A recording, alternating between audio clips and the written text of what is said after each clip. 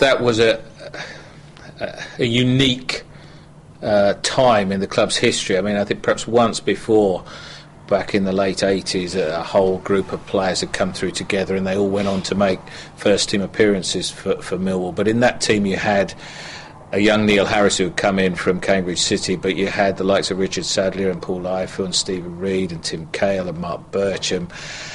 And it's difficult for clubs to produce a cohort of young players of that quality to all come through together. And I think at the end of that season you felt that Millwall, with those as the nucleus, were destined for better things. You got to the playoffs the following year, but almost the expectation had been raised, the bar had been raised, and that led to Rhino and Macca's demise. Yeah, it was an awesome bunch of kids that we put together, and some were brought in, some came through the youth setup here, and there was a bit of experience still in the team, and all of us expected so much, and maybe that was my experience at the time, not being able to dampen down the expectations of everybody, because they were kids, because the consistency is not there. The consistency comes with the experience that they gather, and it was really early for those kids. But they took us on a tremendous roller coaster ride, which, unfortunately, finished off with both Keith and Alan leaving the club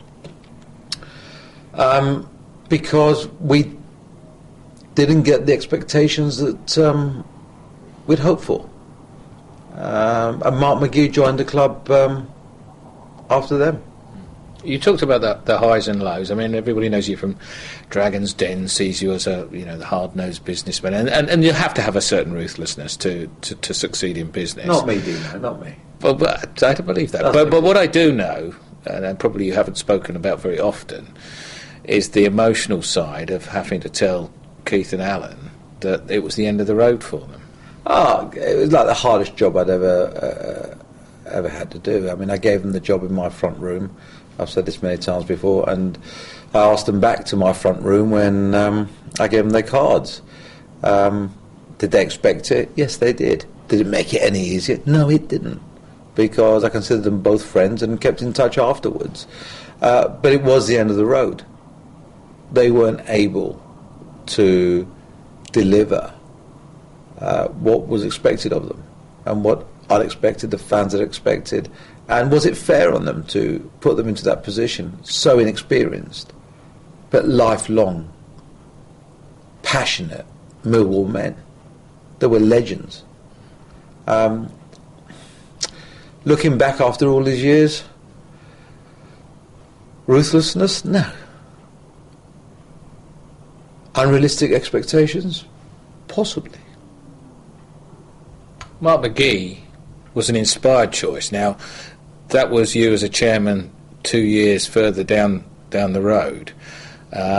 Mark at the time had left Leicester in very short order because he wanted the Wolves job, and whilst he got them to semi-finals and close to things, he didn't quite measure up to their expectations. Then he was out of work and couldn't get a job for a period of time.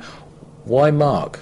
Mark was out of work because people had an issue with his loyalty.